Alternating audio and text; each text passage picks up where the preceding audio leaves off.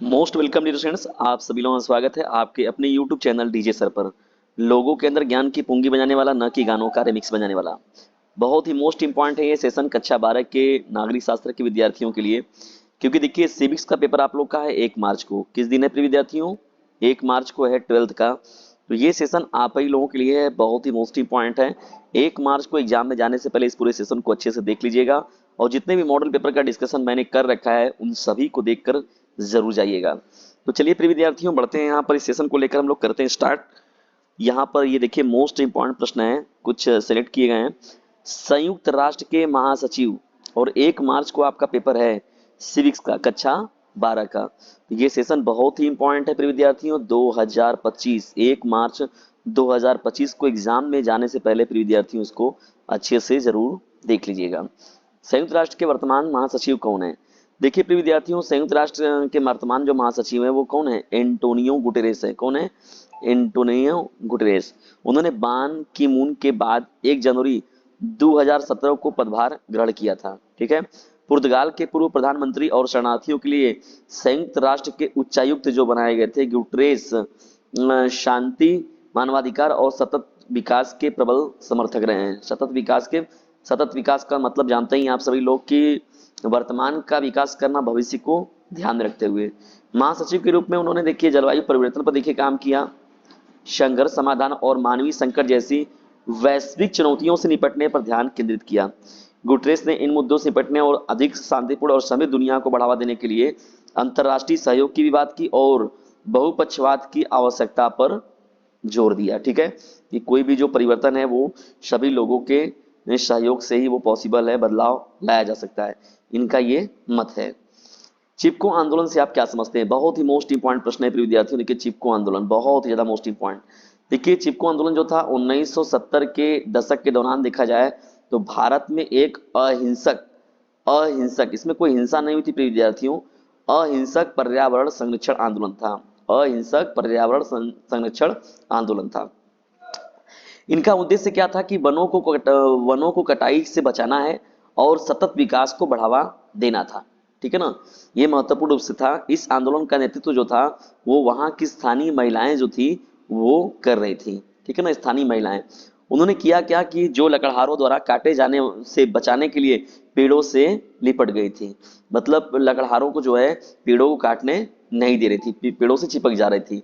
एक तरीके से अहिंसक पर्यावरण संरक्षण आंदोलन कह सकते हैं इसको हम लोग। चिपको शब्द का हिंदी में अर्थ क्या था? गले लगाना था। ठीक है ना, मतलब उन पेड़ों को वो गले लगा ली थी लोग, नहीं हम नहीं काटना है, जो पेड़ों को गले लगाने की क्रिया का प्रतीक है। आंदोलन ने व्यापक ध्यान आकर्षित किया और पर्यावरण के संरक्षण के महत्व और स्थानीय समुदायों के अधिकारों के बारे में जागरूकता बढ़ाने में मदद की। और इसका व्यापक परिवर्तन देखने को मिला भी विद्यार्थियों। इससे क्या हुआ? अंततः भारत में क्या हुआ? कई संरक्षण नीतियों और पहलों की स्थापना भी की गई। ठीक है ना, बहुत सारे जो नीतियां लाई गई जिसके तहत जो है मतलब कि पर्यावरण पर भी विशेष ध्यान देने की बात की गई। ठीक है ना, चलिए आगे बढ़ते हैं हम लोग। यहाँ पर देख लेते हैं फटाफट हम लोग जो है ओबीसी का क्या अर्थ है। देखिए बहुत ही मोस्ट इंपॉर्टेंट प्रश्न है विद्यार्थियों। OBC other backward caste. ठीक है, इसको हम लोग बोलते हैं और हिंदी में बोलते हैं इसको अन्य पिछड़ा वर्ग बोलते हैं। क्या बोलते हैं इसको हम लोग?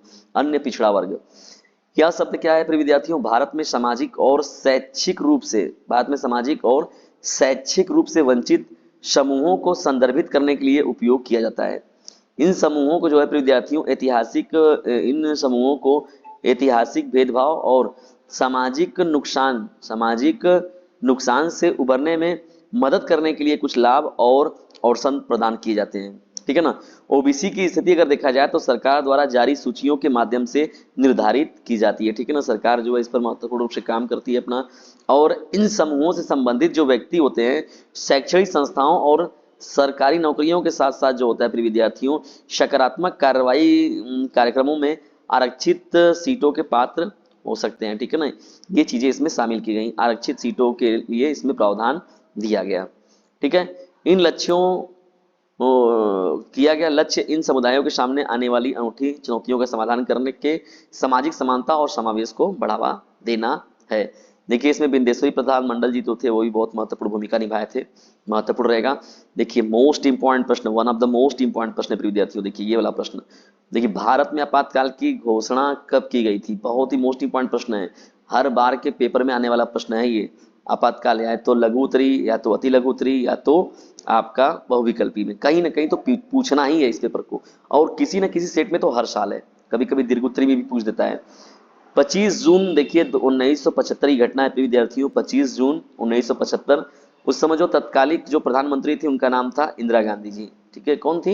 इंदिरा गांधी जी द्वारा जो आंतरिक गड़बड़ी और देश की सुरक्षा के लिए आंतरिक उन्होंने बताया कि आंतरिक गड़बड़ी हुई है और देश की सुरक्षा के लिए खतरों का हवाला देते हुए भारत में उन्होंने आपातकाल की घोषणा की थी। ठीक है ना, आपातकाल की घोषणा कर दिया था उन्होंने।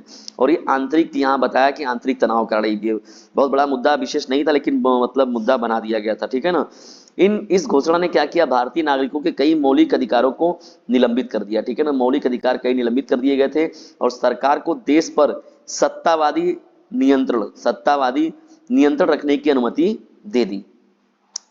आपातकाल की अवधि 21 महीने तक चली और इसमें जो है व्यापक सेंसरशिप जो था, राजनीतिक दमन देखने को मिला और मानवाधिकारों का उल्लंघन भी बड़े पैमाने पर हुआ। ठीक है ना प्रिय विद्यार्थियों, और यह भारतीय इतिहास की एक महत्वपूर्ण घटना थी और सरकार और लोगों के बीच जो था शक्ति संतुलन के साथ साथ प्रिय विद्यार्थियों लोकतांत्रिक सिद्धांतों को बनाए रखने के महत्व के बारे में चर्चा में विवाद का मुद्दा था। ठीक है ना, एक तरीके से देखा जाए तो प्रिय विद्यार्थियों उतनी सार्थकता मतलब एक तरीके से देखा जाए तो मतलब लोगों के दिमाग में ये बैठ गया, मतलब आ गई चीज है कि नहीं, मतलब अब मनमाना ये काम हो रहा है।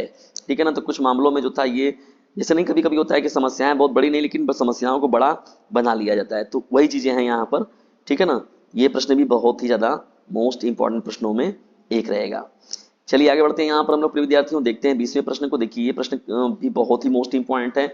भारत और चीन के बीच विवाद के किन्हीं दो मुद्दों का उल्लेख कीजिए। देखिए भारत और चीन का मुद्दा और भारत और पाकिस्तान का मुद्दा ये बड़ा ही जटिल मुद्दा है, जल्दी समाप्त न होने वाला। पहली बात तो देखिए भारत और चीन के बीच मुद्दा का विवाद का सबसे बड़ा कारण क्या होता है, सीमा विवाद है। सीमा विवाद क्या है, क्योंकि प्राकृतिक यहाँ पर देखिए मैक मोहर रेखा जो बनाई गई है वो भारत और चीन के बीच में जो है वो एक तरीके से देखा जाए तो वो कोई प्राकृतिक रेखा बनाई गई है, एक विशेष दीवार। जबकि रेड क्लिफ रेखा जो बनाई गई भारत पाकिस्तान के बीच में वो जो है वो प्राकृतिक नहीं है, लेकिन भारत और चीन के बीच में जो रेखा बनाई गई वो प्राकृतिक है। तो सीमा विवाद का होना स्वाभाविक है।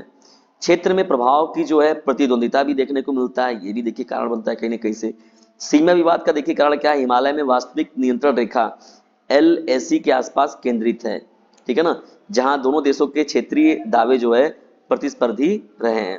कभी कभी क्या होता है, सैन्य गतिरोध की वजह से भी होता है, तनाव हो जाता है। और इसके अतिरिक्त अगर देखा जाए तो पड़ोसी देशों विशेषकर दक्षिण एशियाई जो देश हैं और हिंद महासागर क्षेत्र में प्रभाव के लिए भी देखिए इस पर प्रतिस्पर्धा देखने को मिलता है।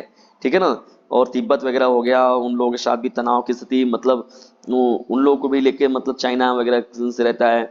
कुछ ऐसे देश हैं जिनसे भारत का संबंध बढ़िया है, तो भाई चाइना सोचता है कि नहीं मतलब न रहे वो सब व्यापार बिजनेस, तो बिजनेस के माध्यम से जो है बिजनेस का विशेष टैग रहता है इसका किस चाइना का, क्योंकि दोनों देश जो है अपने आर्थिक और रणनीतिक हितों का विस्तार करना चाहते हैं। इन्हीं विवादों के कारण प्रिय विद्यार्थियों राजनयिक तनाव भी देखने को मिलता है और कभी कभी जो होता है सैन्य टकराव भी हुआ है, जिससे क्षेत्र में अभी देखिए गलवानी घाटी वाला जो था अभी चाइना वगैरह में कट कितना बवाल हुआ था, देखे थे ना, उसमें बहुत ही इंपॉर्टेंट था, अभी लेटेस्ट ये घटना है। और देखिए अरुणाचल प्रदेश वाला हिस्सा जो है उधर भी लेकर उसको लेकर भी विवाद रहता है। तो तमाम तरह की चीजें हैं जिससे क्षेत्र में जो है समग्र स्थिरता के लिए चुनौती पैदा हुई है। इधर केंद्र शासित राज्य के जो लद्दाख का केंद्र शासित बनने से उधर भी उन लोगों का माथा उठनक गया है। ठीक है ना, तो ये सब ऐसे तमाम चीजें हैं जो कि भारत और चीन के बीच में विवाद के कारणों को के लिए उत्तरदायी हैं। फिर विद्यार्थियों डीजे सर का कहना है पढ़ने के साथ ही साथ इसे अपने क्लासमेट पर शेयर करते रहना है। डीजे सर चैनल को जबरदस्त तरीके से अपने क्लासमेट पर शेयर कर दीजिए और जुड़े रहिए इसके साथ और जबरदस्त तरीके से इसे अपने क्लासमेट पर शेयर कीजिएगा। वीडियो को अंत तक देखने के लिए आप सभी लोगों का हृदय गहराइयों से विनम्रतापूर्वक धन्यवाद।